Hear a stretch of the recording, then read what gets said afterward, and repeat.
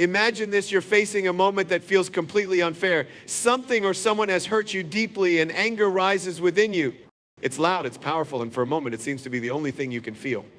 But here's the catch, what if I told you that holding on to that anger only strengthens the very thing that hurt you? What if there's another way, a way that leads not only to freedom but to a peace so deep that it changes everything?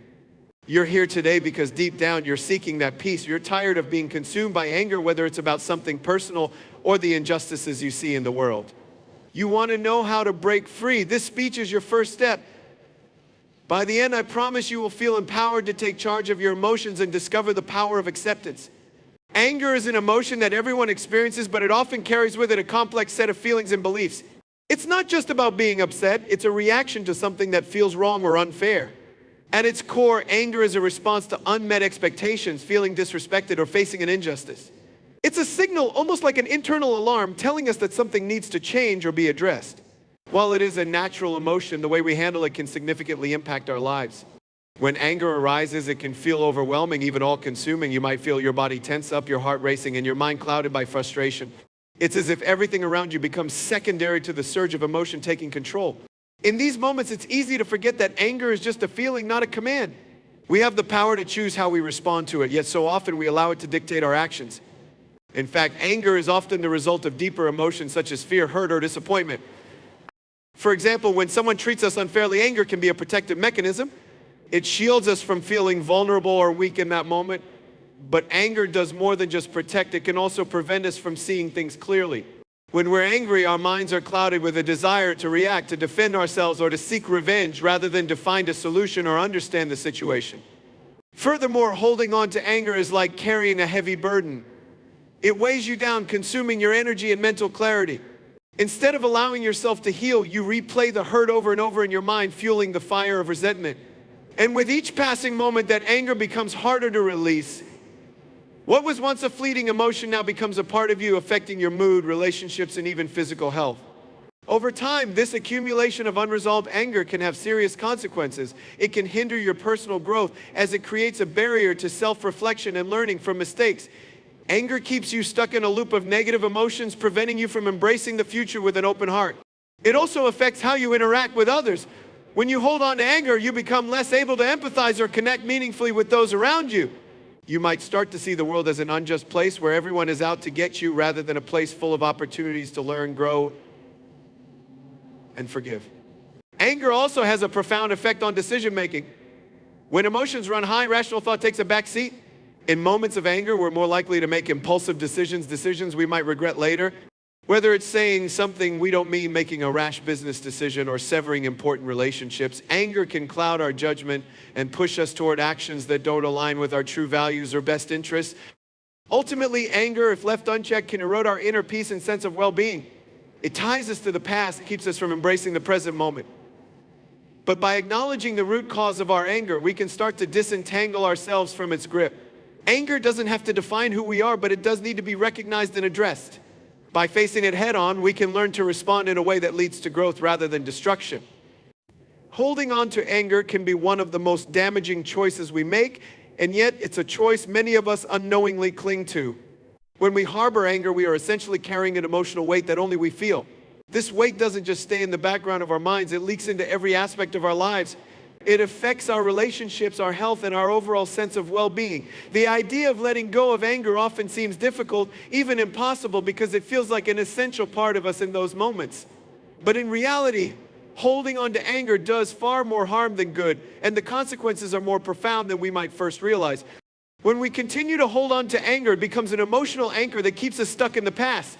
We replay the same hurtful moments over and over in our minds, and with each replay, the anger intensifies. This constant cycle locks us in a state of frustration and resentment, preventing us from moving forward. It keeps us tethered to the things that have hurt us, preventing us from experiencing life as it is in the present.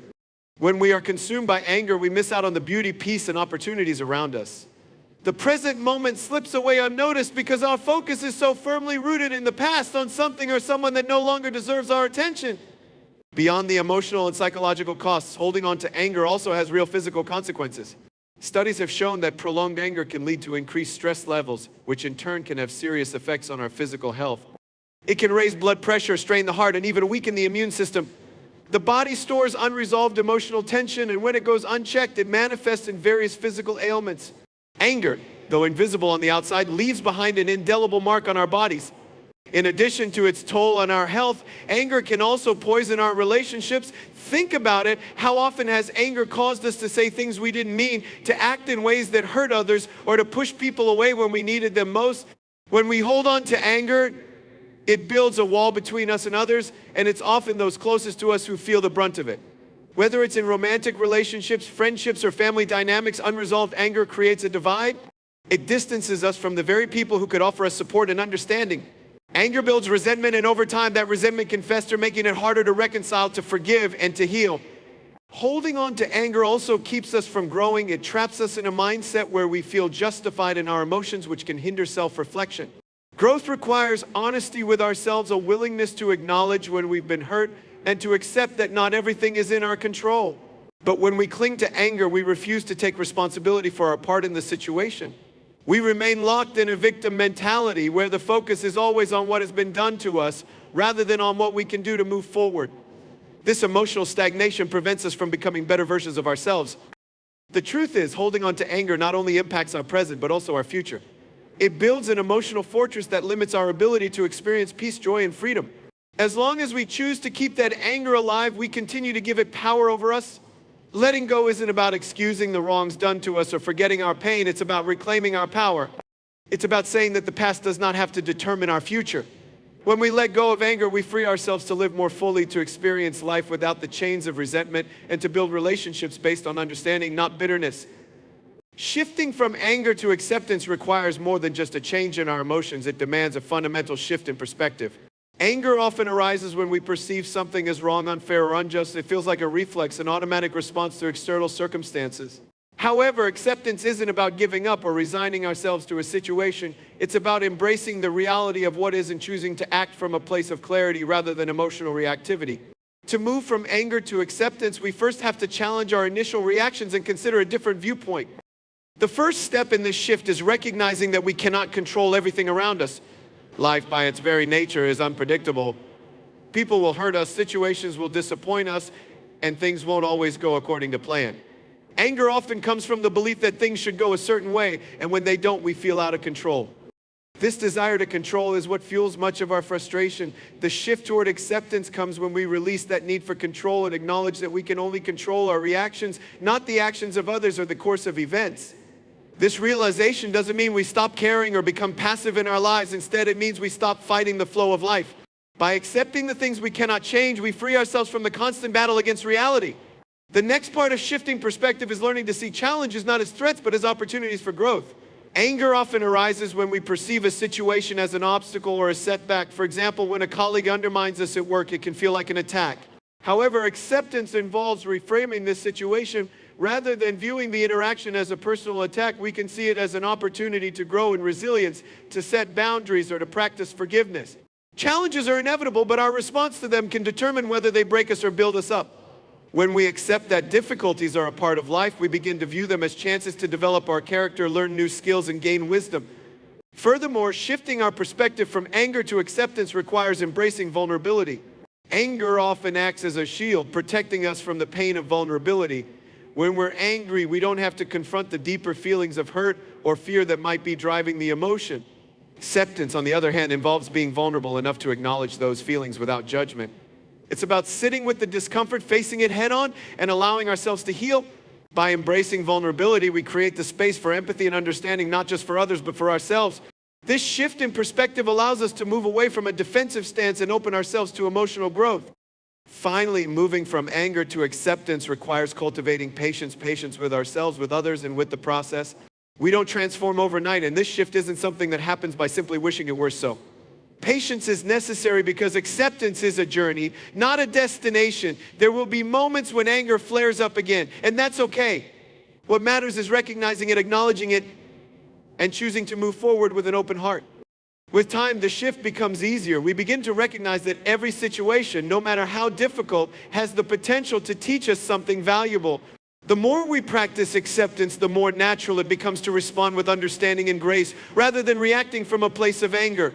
This shift is what ultimately leads to emotional freedom, a peace that comes not from external circumstances, but from within. Emotional freedom, the kind that comes from letting go of anger, is one of the most liberating and empowering states we can achieve. It allows us to release the grip that negative emotions often have on us, freeing us to live more authentically and peacefully. Anger, when left unchecked, can act as a prison, holding us captive in a cycle of resentment and emotional turmoil. When we choose to let go of that anger, we begin to unlock a door to true freedom, freedom that isn't dependent on external circumstances or the actions of others, but on our own ability to choose how we respond to the world. The first step in achieving emotional freedom is understanding that our emotions do not define us. Anger, like all emotions, is temporary and transient, comes and goes, but it doesn't have to take control of our lives. Too often we identify ourselves with our emotions, believing that because we feel angry, we are angry. This belief can create a cycle where our emotions dictate our behavior and influence our decisions. However, when we recognize that emotions are not who we are, but simply what we experience in a moment, we can distance ourselves from them and choose not to let them control us. This understanding is empowering, as it means we are not slaves to our feelings, but masters of our responses. The next aspect of emotional freedom is the ability to choose how we react. We cannot control the actions of others or the events that unfold around us, but we do have control over how we respond. When we hold on to anger, it is often because we feel the need to defend ourselves, to assert control, or to make others feel the weight of their wrongs. However, this response only deepens the emotional turmoil and prolongs our suffering. Choosing a different path, whether through forgiveness, understanding, or letting go, allows us to reclaim our power. In this way, emotional freedom isn't about ignoring our feelings, but about choosing a response that brings us peace and growth, rather than that keeps us stuck in negative patterns. Achieving emotional freedom also involves forgiving ourselves and others. This isn't always an easy task, especially when the hurt is deep or the injustice feels unforgivable. But forgiveness isn't for the other person, it's for us. Holding on to grudges only perpetuates our own pain. When we forgive, we free ourselves from the emotional chains that bind us to the past. It doesn't mean we forget or condone what happened, but it does mean we are no longer letting it dictate our emotions or our future. Forgiveness allows us to move forward with a lighter heart, and in doing so, we reclaim the emotional freedom to create a new reality for ourselves. The process of letting go of anger also means releasing the need for approval from others. When we're angry, it's often because we feel disrespected or undervalued. The need for validation from others can fuel this anger as we seek external confirmation that we are right or that our feelings are justified. However, emotional freedom comes when we no longer rely on others to give us the sense of worth we should find within ourselves. When we stop seeking approval from others, we stop giving away our power and start living more authentically. This shift allows us to act based on our own values and desires, not on how we believe others perceive us. Finally, emotional freedom requires a commitment to living in the present. Anger often keeps us stuck in the past, replaying moments of injustice or hurt. We think about what was done to us, what could have been, and how things might have been different.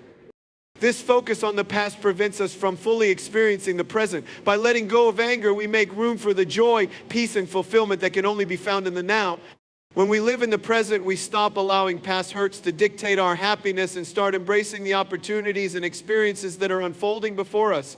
In this way, emotional freedom is not just about releasing anger, it's about creating a life where peace and happiness are no longer tied to external events, but to our own internal state of mind. The journey from anger to acceptance is not something that happens overnight. It is an ongoing process that requires conscious effort, patience, and a willingness to embrace change. The transition from holding on to anger to living in a state of acceptance is one of the most powerful and life-changing decisions you can make. It is, however, a journey that demands continuous practice. There will be moments when you find yourself slipping back into anger, and that's completely normal. What's important is not to become discouraged, but to recognize the opportunity to start again, each time with more awareness and growth. This process is ongoing because it requires constant choices, small adjustments, and the intentional act of redirecting your thoughts and emotions toward healing and peace. At the heart of this journey is the idea of personal responsibility. No matter what happens in life, we are always responsible for our responses. This doesn't mean that we are to blame for everything that goes wrong, but it does mean that we have the power to choose how we engage with those situations. Acceptance begins when we take ownership of how we respond, refusing to let anger control our reactions. This doesn't negate our feelings or suggest that we should suppress them, but it emphasizes the importance of shifting our mindset. We can choose to face situations with calmness, understanding, and compassion rather than immediately reacting out of frustration or resentment. The more we practice this, the more it becomes second nature, and we begin to realize how much power we have over our emotional state. Part of this journey is also about recognizing that forgiveness is not just for others, but for ourselves. Often we hold on to anger because we feel wronged or hurt, but the deeper truth is that when we don't forgive, we are the ones carrying the emotional burden. Holding on to anger is like carrying a heavy weight. It can drain our energy, cloud our judgment, and hinder our ability to live fully. Forgiveness isn't about excusing what others have done. It's about releasing ourselves from the grip of that anger and making space for healing. It's about freeing ourselves from the past so that we can move forward into a brighter future. This is not always easy, and there will be times when it feels nearly impossible, but the act of forgiving ourselves and others can be a transformative experience that allows us to reclaim our emotional freedom. As you embark on this journey, it's essential to recognize that acceptance doesn't mean resignation. Accepting the reality of a situation doesn't mean you agree with it or that you have to tolerate mistreatment. It simply means that you stop fighting against what is happening and choose to embrace the situation as it is. Resisting reality only prolongs your suffering and keeps you trapped in anger. Acceptance is about acknowledging the truth of the moment without trying to change it, and then deciding how you want to move forward. By accepting what is, you free yourself from the emotional chaos that resistance causes and open yourself up to clarity, peace, and growth. Equally important is the idea of building resilience. Every challenge we face, every moment of anger is an opportunity to become stronger. By choosing acceptance, we learn to navigate life's difficulties with grace and flexibility. Resilience doesn't mean that we never feel hurt or angry, but it means that we learn how to recover more quickly and continue forward even when life gets tough. It's about building the inner strength to face challenges without being consumed by them. The more resilient we become, the less power anger has over us, and the easier it is to return to a state of acceptance no matter what life throws our way. Finally, this journey is about choosing to live with intention. To move from anger to acceptance requires a deliberate effort to live in alignment with our highest values. It's about making conscious choices moment by moment to act from a place of peace and understanding rather than from a place of emotional reactivity. Living with intention means that you are no longer allowing life to happen to you. You are actively creating your response, your mindset, and your emotional reality. When you live with intention, you no longer allow external circumstances or other people's behavior to dictate how you feel. Instead, you make the empowered decision to lead your life with grace, compassion, and acceptance regardless of what happens. This intentional approach to life brings an inner peace that is not dependent on external factors, but on your own sense of balance and self-awareness.